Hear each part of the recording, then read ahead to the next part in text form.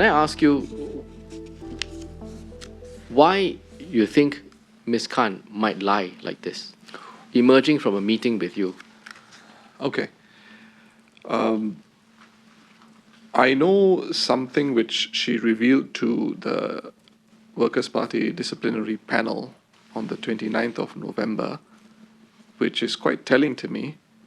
And she told the panel that she suffers from disassociation. Now, it was the first time I heard of it. I asked her what disassociation was. She said it's when I talk without thinking. And I asked her, don't you think that's dangerous for an MP? And she said yes. So I'm not bringing this up to suggest anything untoward. All I'm suggesting is it may be helpful for this committee to call for some psychiatric report or evaluation on Ms. Khan. So here she stepped out of a meeting with you. In my view. Stepped out of the meeting with you in August. She put her thoughts down in writing and sent it to her two closest associates. So why would she go to the senior leadership of Workers' Party and then lie in a closed forum to her own associates who are helping her about your reaction? Mr. How Tong, would that help her? I cannot answer how it would help her. I can only tell you what she told us in what I told her, what was communicated in my house on the 8th of August. And this rendition of what has happened is a complete, utter fabrication. It's a lie. It's a bare lie. Mr. Tong, I can continue this exchange with you, but here I'm dealing with someone who on record has lied to me. I have WhatsApp communication of her lying to me about the episode. If you're trying to impress upon me that this is the truth, I'll have to tell you, sir, sorry, that's not the case.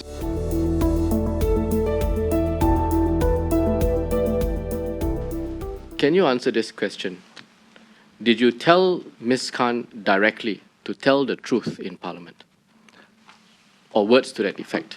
Words to that effect, yes, I did. Okay. And tell me what those words to the effect are. The words to that effect were, if this issue comes up in Parliament, you have to take responsibility and take ownership of this matter.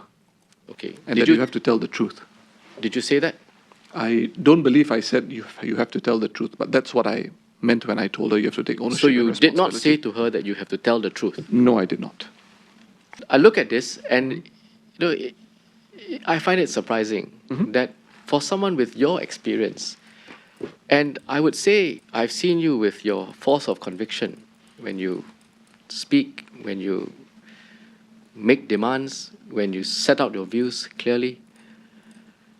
It seems somewhat out of character for you not to have made it clear to Ms. Khan, either on the 8th of August or on the 3rd of October, that she should tell the truth. Make it clear.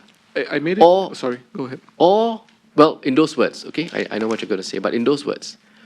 Or, even if you felt you had made it clear, not to have taken steps to check with either her family or the progress of her therapy sessions, or indeed with Ms. Khan on several occasions when you met with her, or with any of her close associates as to how she's doing and whether she's ready to now take the next step, which I think we agreed would be important, to clarify the truth that remains on the record.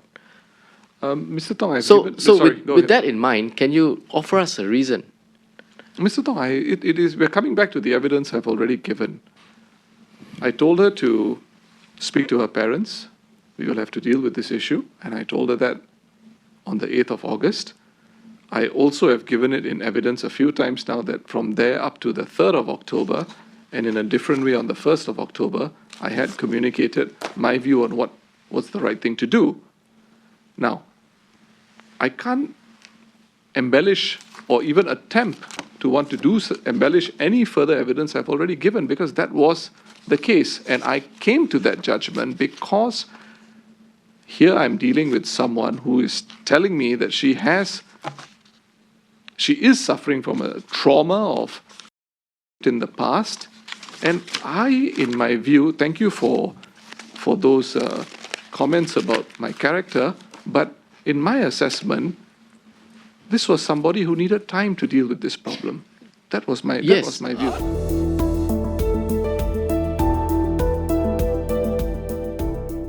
This is a screenshot of her messages with you Yes. on the 4th of October. Yes.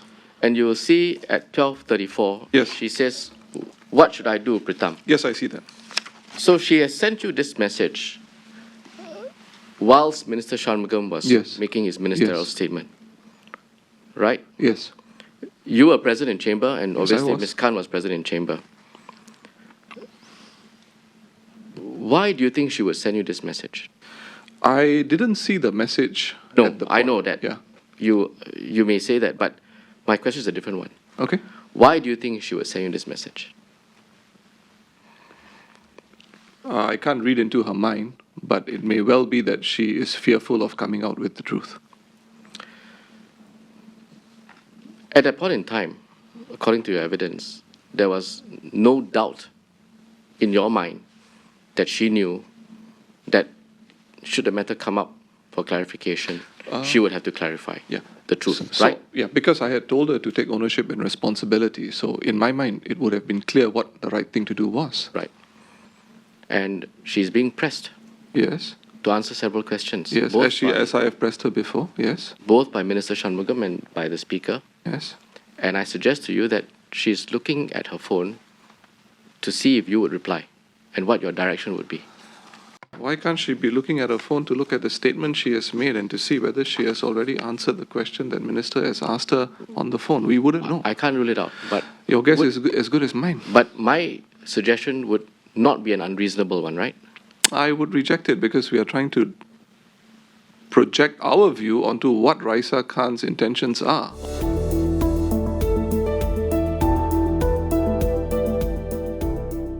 You are the leader of the opposition. One Yes. of your MPs have come to Parliament to lie. We agreed it's very serious. She's lied again, which is even more serious.